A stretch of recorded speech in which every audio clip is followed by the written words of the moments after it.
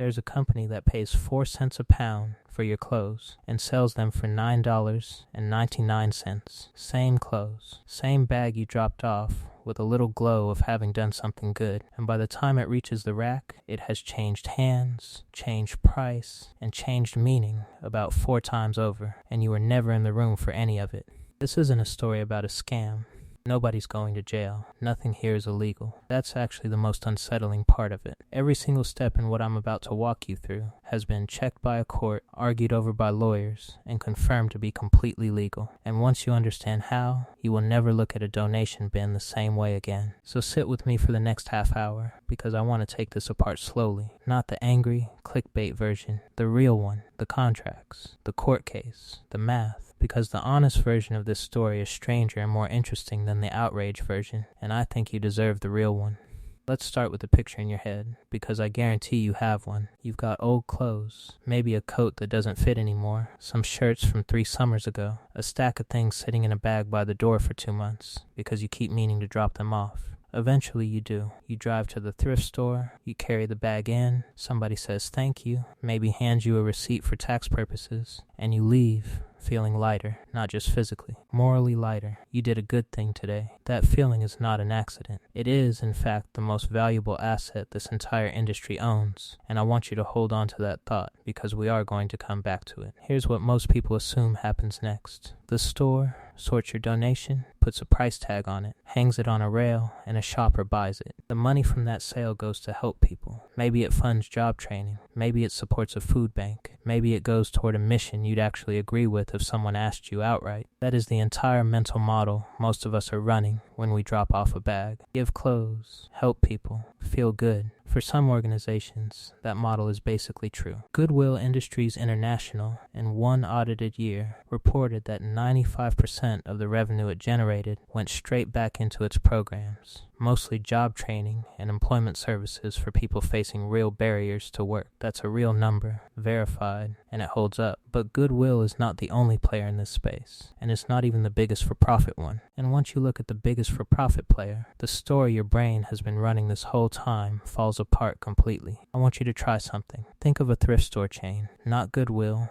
not the Salvation Army, a different one. Chances are, unless you live in the Pacific Northwest or Canada, you're drawing a blank. Or maybe a name is floating up that you've genuinely never been able to place as either charity or company. Savers, Value Village. Unique, here's the thing. It's the same company, same ownership, same business model, different signage, depending on which country or region you're standing in. In the Pacific Northwest and Canada, it operates as Value Village. In most of the rest of the United States, it operates as Savers. In parts of the Northeast, it's Unique. 3 names, 1 company, over 300 stores across the U.S., Canada, and Australia. And last year, this one company brought in something north of $1.5 billion in revenue. That's not a typo. $1.5 billion. From a business built on secondhand clothes and household goods, most of which it acquired for what amounts to pocket change. The company started small, the way most retail empires do. In 1954, a man named William Ellison opened a single thrift store in San Francisco, bankrolled by his father Benjamin, who had spent years managing second-hand clothing stores for the Salvation Army during the Depression. Sit with that detail for a second, because it's almost too on the nose to be real. The company that would eventually become the largest for-profit thrift chain in the world was founded by a man whose own father learned the thrift business inside an actual charity. By the mid-1990s, that single San Francisco storefront had grown into TVI Incorporated, the largest for-profit thrift retailer in the country, with over 100 stores across 17 states and 8 Canadian provinces. Along the way, in the late 1980s, the company did something clever. It invented what it called the thrift department store. Bright lighting, wide aisles, clean displays. It deliberately moved out of the low-income neighborhoods where second-hand shops had traditionally been located and started opening in blue-collar and even affluent suburbs. Forbes noted at the time that its stores looked more like a Walmart than the dim, cluttered thrift shops people were used to. The goal, in the company's own words, was to make thrift shopping something something people would admit to doing in public. That rebrand worked. It worked so well that by the 2000s, the company had been renamed Savers, expanded internationally, and eventually caught the attention of private equity. In 2019, the firm underwent a major financial restructuring that handed control to two large investment firms, Ares Management and Crescent Capital. By 2021, Ares had bought out Crescent's stake entirely and become the dominant owner, backing the company with hundreds of millions in additional financing. And in 2023, the company filed to go public, eventually debuting on the New York Stock Exchange at a valuation approaching $4 billion.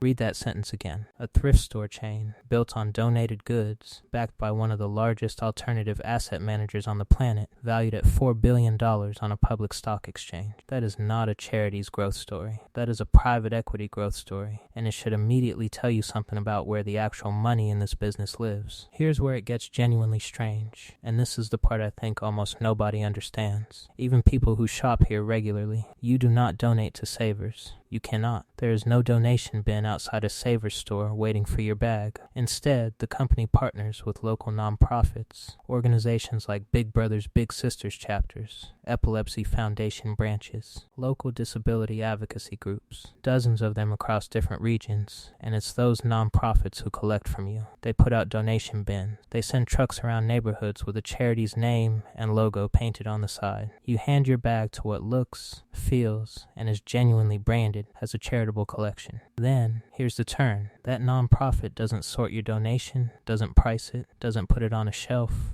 It sells everything it collected, in bulk, by weight, to the company, not to a shopper, to Savers. The nonprofit is not running a thrift store. It is functioning as a supplier, and Savers is functioning as the buyer standing at the loading dock with a price list. This inverts the entire model most of us assume we're participating in. In the version of thrift shopping most people picture, the donation is a free input, and the store is the charitable enterprise built on top of it. Here, the donation is a raw commodity. The charity is a vendor, and the company sitting between the donor and the shopper is a for-profit retailer buying inventory at the lowest possible price and selling it at full retail markup, exactly like any other retail business on earth. Except its supply chain starts with your emotional goodwill instead of a factory in another country. Let's put real numbers to that price list, because this is where things get uncomfortable. Court filings from a 2015 contract in Washington state show the company paying one nonprofit partner 4 cents a pound for clothing and shoes, 2 cents a pound for miscellaneous household goods, and 2 cents per item for furniture. A different nonprofit, one that trucked its own donations directly to the company rather than waiting for pickup, negotiated a better deal, 47 cents a pound for soft goods. Even at that higher end, we are still talking about pennies for what will become full-price retail merchandise within days, and before 2015, it was worse. According to the state's own complaint, the company paid nothing whatsoever for donations of hard items, furniture,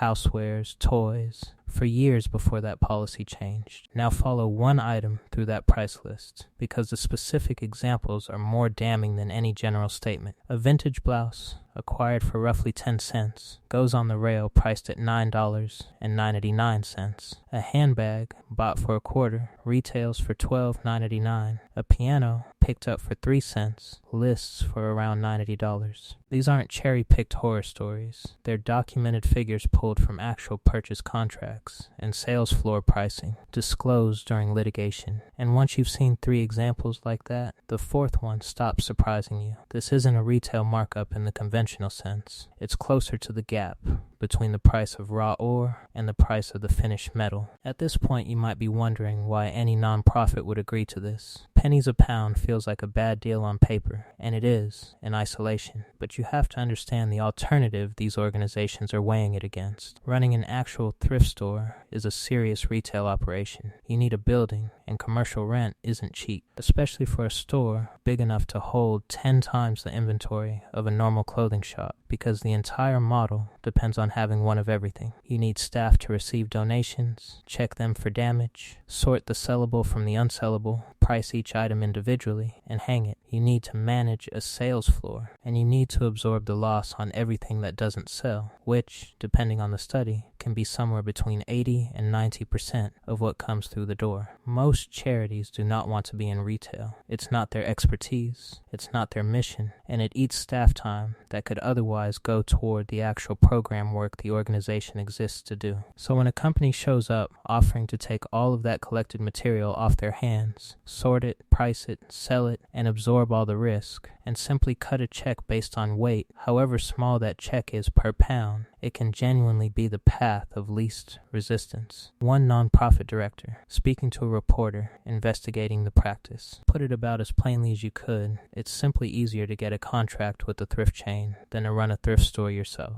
And to be fair to the company here, because I promised you the honest version and not the outrage version, this arrangement has paid out real money over real time. In Washington state alone, the company has paid tens of millions of dollars to nonprofit partners over roughly a decade, and it genuinely diverts an enormous volume of used goods away from landfill. Both of those facts are true, and the company markets both of them heavily because they are true. But here's the number that puts those true facts into proportion. According to an investigative estimate built from the company's own disclosed revenue figures, it was keeping something close to 83 cents of every dollar that came through its doors, while charities collectively received something closer to 17 cents. Compare that again to Goodwill's 95% figure. Same industry, same donated goods, radically different math. And the reason the math is allowed to look this different comes down to one structural fact. One of these organizations is legally required to account for where its money goes, in detail, every year. The other one isn't required to tell you anything at all. This brings us to the part of the story with an actual courtroom in it, and I want to walk through this slowly, because the ending of this case is the thesis of the entire industry. In December 2017,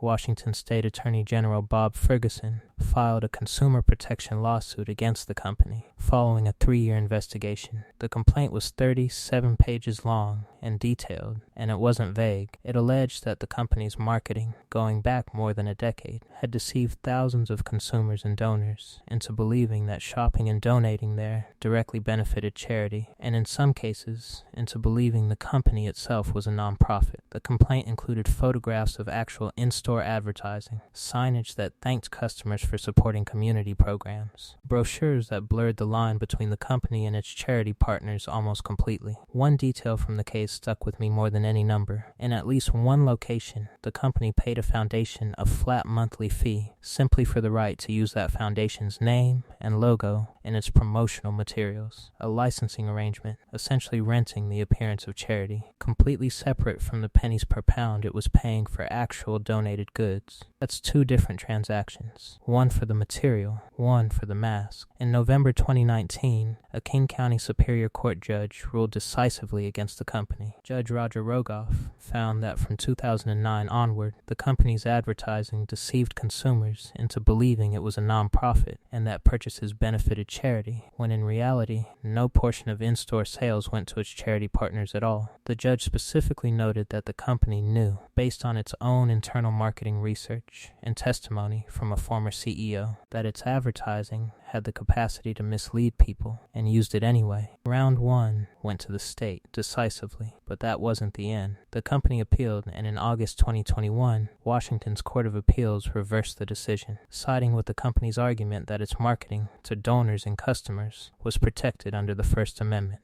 The case escalated to the Washington State Supreme Court, where it sat for years. 14 other state attorneys general, plus the District of Columbia, filed a brief supporting Washington's position, which tells you this wasn't seen as a fringe issue. And in February 2023, the Washington Supreme Court ruled unanimously in the company's favor. The court found that presenting itself in a way that evokes charity, that creates a do-good, feel-good impression in the mind of a shopper, is a form of protected speech, not fraud, so long as some real financial relationship with an actual nonprofit exists somewhere in the chain. It does not matter how thin that relationship is in dollar terms. It matters only that it's real. On paper, somewhere, the consequences of that ruling were severe, and not for the company. The court ordered the Attorney General's office to pay $4.3 million in the company's legal fees and costs, reportedly the largest fee award ever levied against that office in a reported case. The company has said it plans to donate over $1 million of that award to charity, which, depending on your mood, is either a gracious gesture or the most fitting punchline this story could possibly have.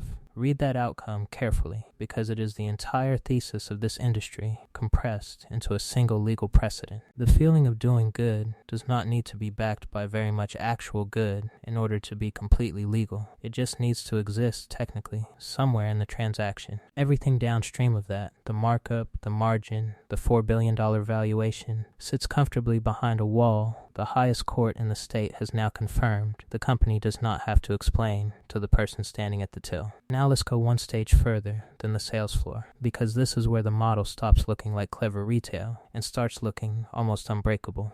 Not everything sells. Items sit on the rail for a set number of weeks, and if nobody buys them, they get pulled and rerouted, not to a dumpster, but into the company's own recycling and liquidation channels. This is a business the company runs deliberately, selling bulk lots of lower grade, unsold goods to wholesale buyers, many of whom export them onward, often to markets overseas, where used Western clothing gets resold by the pound or by the ton to traders in second-hand markets across Africa, Latin America, and Asia.